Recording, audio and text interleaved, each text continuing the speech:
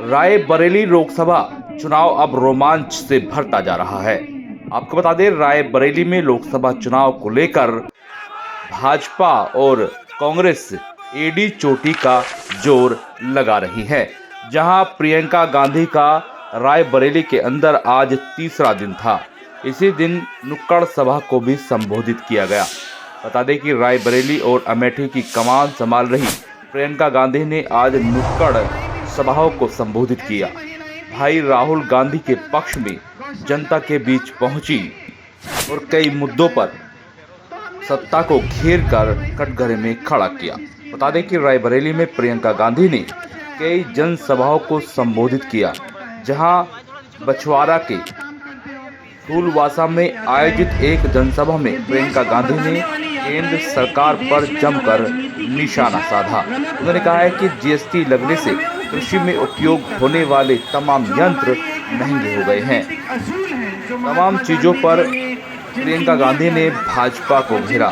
साथ ही राहुल गांधी जिस प्रकार विपक्ष में बैठकर केंद्र सरकार का मुकाबला कर रहे हैं, उसका जिक्र भी प्रियंका गांधी ने यहां किया और लोगों को भावात्मक रूप से अपने परिवार का सदस्य बताते हुए जोड़ने का प्रयास किया।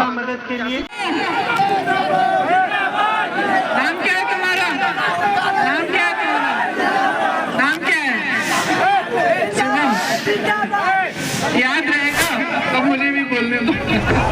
महिलाओं की कमाई भी हो रही थी। ऐसी महिलाएं थी जिन्होंने 60-70 हजार गौशाला में काम करके छत्तीसगढ़ में कमाया था।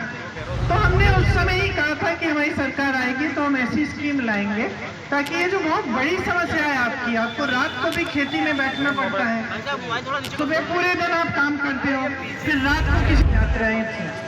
ये देश को बताने वाली यात्राएं थी कि देश में जो राजनीति की दिशा है वो गलत जा रही है और हमें उस दिशा को ठीक करना है।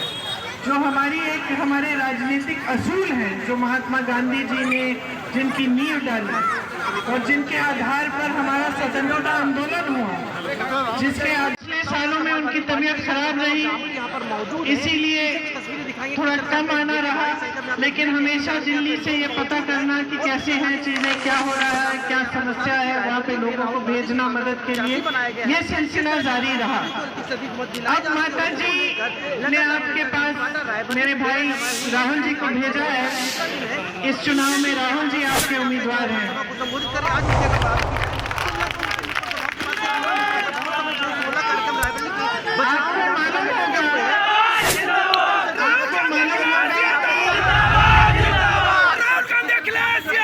गहराई से समझ में आई कि आप सबकी समस्याएं क्या हैं। आज देश में सबसे बड़ी दो समस्याएं महंगाई और बेरोजगारी है कि नहीं? बहनें बैठी हो, कुछ खरीदने जाना पड़ता है, त्योहार होता है, कुछ खरीदना है घर के लिए, नए कपड़े, बच्चों के लिए फीस भरनी होती है, कोई बीमार हो जाता है या घर में कुछ ऊपर कुछ छत में कुछ टूटा है, पानी टपक रहा है, उसकी मरम्मत करनी है। कुछ भी हो, जब खर्चा करना पड़ता है तो घबराहट होती है, क्योंकि आज इतनी महंगाई बढ़ चुकी है। संघर्ष किया है राजनीति में। अगर हमारे देश में एक ऐसे इंसान है जिनके खिलाफ जो पूरी भाजपा की मशीनरी है, हर तरह के गलत बातें, हर तरह के झूठ उन्होंने फैलाए, कैसे कैसे आक्रमण किए, उनको संसद से निकाल दिया गया, उनको घर से निकाल दिया गया, ये सब काम उन्होंने किए, लेकिन राहुल जी पीछे हटे नहीं। ये उनका चरित्र है कि जब वो अन्याय होते हुए देखते हैं तो न्याय की लड़ाई लड़ते हैं और उससे एकदम पीछे हटते नहीं है। इसीलिए 4000 किलोमीटर राहुल जी कन्याकुमारी से कश्मीर, वो अपना गुजारा कर ही नहीं पा रहे। चाहे आप कितनी भी मेहनत करो, आप खेती में मेहनत करो, आपके पास रोजगार है तो रोजगार करो या ठेकेदारी पे नौकरी करो, दिहाड़ी मिले, फिर भी चाहे परिवार में 2-2 सदस्य काम करते हों, फिर भी आपको ये महसूस होता है कि कमाई पूरी नहीं हो रही है।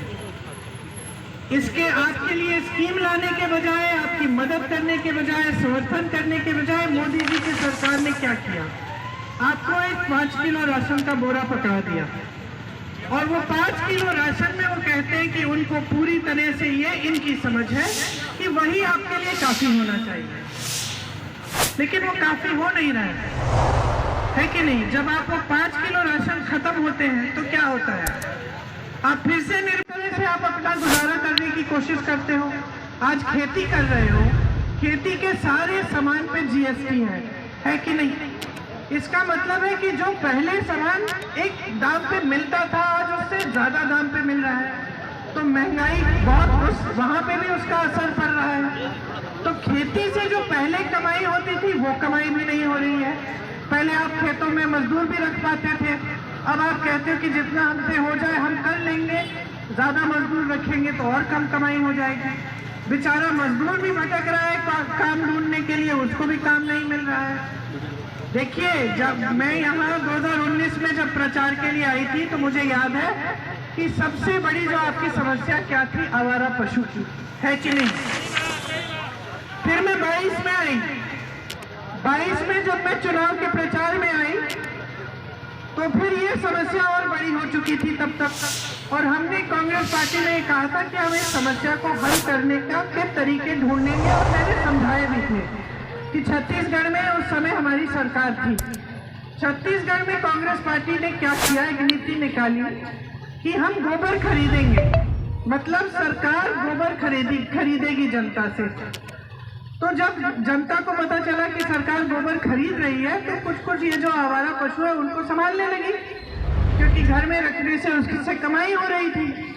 फिर हमने गौठान बनवाए, और अच्छे गौठान बनवाए, ऐसे नहीं जैसे यहाँ यूपी की सरकार बना रही है जहाँ पानी नहीं है। गहरी समस्याएं हैं, इनकी ना कोई सुनवाई है भाजपा की सरकारों में और ना कोई हल है। जबकि आप कांग्रेस के जो प्रदेश देखें, आज तेलंगाना में, कर्नाटका में, हिमाचल में कांग्रेस की सरकारें चल रही हैं। वहाँ जो आपकी समस्याएं हैं उनको हल करने का काम हो रहा है।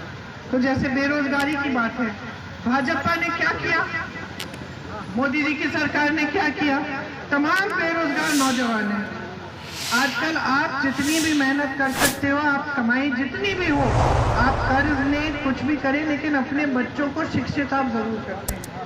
छोटे से छोटे गांव में मैं गई हूँ तो परिवार का पूरा मकसद यही होता है सबसे पहले कि हम अपने बच्चों को शिक्षित करेंगे, बनाएंगे, और फिर बड़े होकर बच्चे रोजगार देंगे और उसके साथ हम हमारी देखभाल करेंगे। यही मकसद होता है सबका।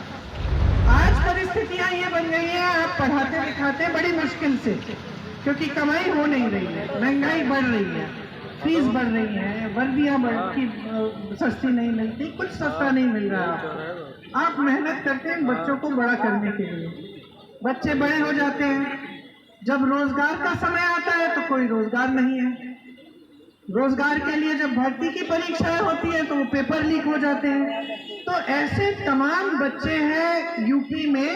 शिवम, बताओ सही बोल रही हूँ कि नहीं? जी। तुम जैसे नौजवान इतने सारे भरे पड़े हैं यूपी में, जो पढ़े लिखे होंगे, इनकी उम्र के होंगे, लेकिन रोजगार नहीं मिल रहा